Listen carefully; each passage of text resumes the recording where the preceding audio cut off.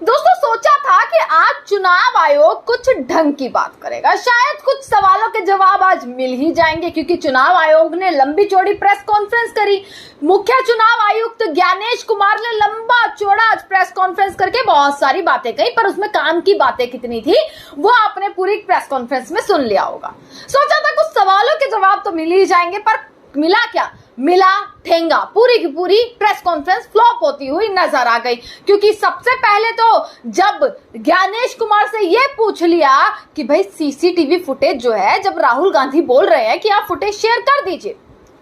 आप जो है जो क्लिप्स हैं उनको शेयर कर दीजिए, आपने पहले तो उसका रूल बदल दिया कि 1 साल की जगह अब सिर्फ वो 45 दिन स्टोर होती हैं। फिर आज ज्ञानेश कुमार क्या इस पर बोलते हैं, जब सीसीटीवी फुटेज की बात आती है तो ज्ञानेश कुमार बोलते हुए नजर आते हैं कि भाई बहू बेटी, माँ बहन, इन सब चीजों पर उतर आते हैं ज्ञानेश कुमार और ये बोलते हैं कि किसी भी बहू बेटी की सीसीटीवी फुटेज शेयर करना क्या सही है,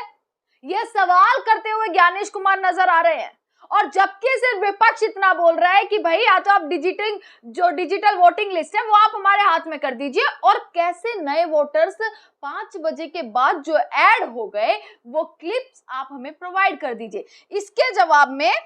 क्या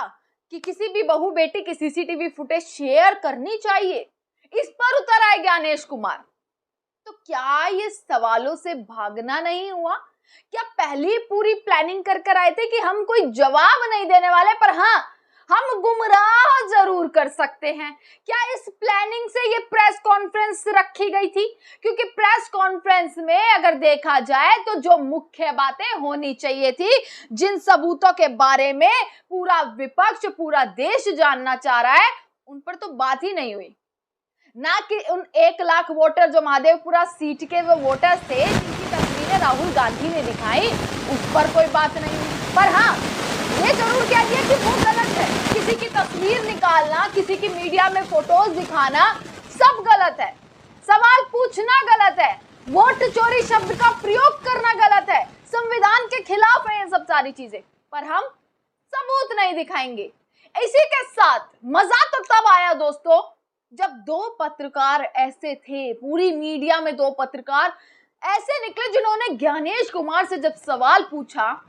तो ज्ञानेश कुमार भी देखते रह गए कि आखिरकार ये तो प्लान ही नहीं किया था, ये इसका तो जवाब क्या देना है, क्योंकि ये तो वही चीज पूछ ली जिस पर सारा का सारा मामला अड़ा हुआ है, ये तो वही चीज पूछ ली जिस पर सारा खेल अटका हुआ है। एक पत्रकार ने क्या पूछा मैं वो आपको सवाल बताती हूँ। ये देखिए, ये पत्रकार है और काफी एक्सपीरियंस्ड और बुजुर्ग पत्रकार ये हैं, जिनका नाम है परंजय गुहा ठाकुर। इन्होंने चुनाव आयोग से कुछ सवाल पूछे और वो सवाल ये पूछे गए चुनाव आयोग से, देखिए, इतनी जल्दबाजी में एसआईआर क्यों? साफ पूछा है इन्होंने कि जल्दबाजी में एसआईआर क्यों करी, जब सुप्रीम कोर्ट से लेकर सभी लोगों का कहना यही था, विपक्ष भी तो यही चीज कह रहा था कि इतना जल्दी कैसे ये प्रोसेस हो सकता है जिसमें पूरा साल भर लग जाता है, उसमें आपने 1 महीने में एसआईआर की प्रोसेस कर दी, 1 महीने में कंप्लीट कर दिया आपने, इतने करोड़ों मतदाताओं का पूरी सब कुछ रिवीजन कर लिया, चेकिंग कर ली। ये सवाल पूछा जाता है, अहम सवाल जो वाकई में सवाल था। 65 लाख लोगों के नाम क्यों नहीं दिए, ये सवाल भी इसी पत्रकार ने पूछा है। महाराष्ट्र में अचानक 40 लाख नए वोटर कहां से आए, ये सवाल इन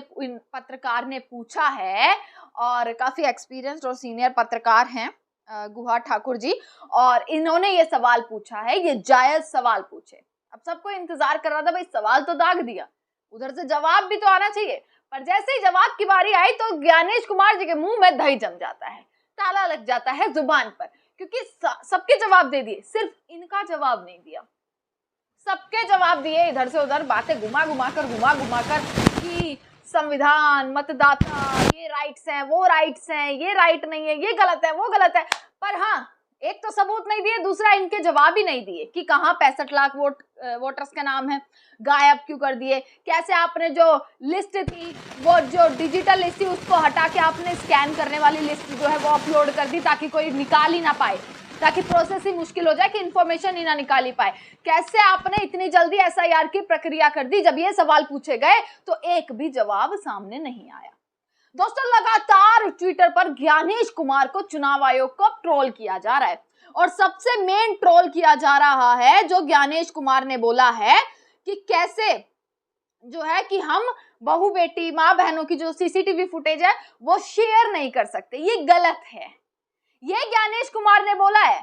पर वाकई में सिर्फ मांगा जा रहा है कि आप क्लिप्स दिखा दीजिए कि इतने सारे वोटर्स कहां से ऐड हुए, उस पर कोई जवाब नहीं है, सबूतों पर कोई भी जवाब नहीं है। आप यहां पर देख लीजिएगा कैसे जो है अब ज्ञानेश कुमार को पूरे ट्विटर पर ट्रोल किया जा रहा है। लोग ये लिख रहे हैं कि ज्ञानेश जी जो हैं वो पॉलिटिकल ड्रामा कर रहे हैं, एक प्रेस कॉन्फ्रेंस नहीं कर रहे। लोग ये ट्विटर पर बकायदा लिख रहे हैं कि प्रेस कॉन्फ्रेंस नहीं है, ये एक पॉलिटिकल ड्रामा है। जो उनकी भाषा है, ऐसा लग रहा है वो जुबान जो उनकी निकली है आज पूरी प्रेस कॉन्फ्रेंस में, जो जो उन्होंने शब्द बोले वो पीछे से कोई और बुलवा रहा है उनसे। सारे के सारे शब्द जो है भाजपाइयों से मैच खाते हुए आपको दिख जाएंगे। जब जब एसआईआर की बात हुई तब तब जिस भाजपाई नेता ने अपनी बातें कही हैं कि प्रक्रिया एकदम ठीक है, ये नहीं होना चाहिए, वोट चोरी शब्द का इस्तेमाल नहीं करनी चाहिए, संविधान के खिलाफ है, वही चीजें आज ज्ञानेश कुमार ने आकर पूरी प्रेस कॉन्फ्रेंस में आकर थोप दी और 1.5 घंटे लंबा चौड़ा पूरी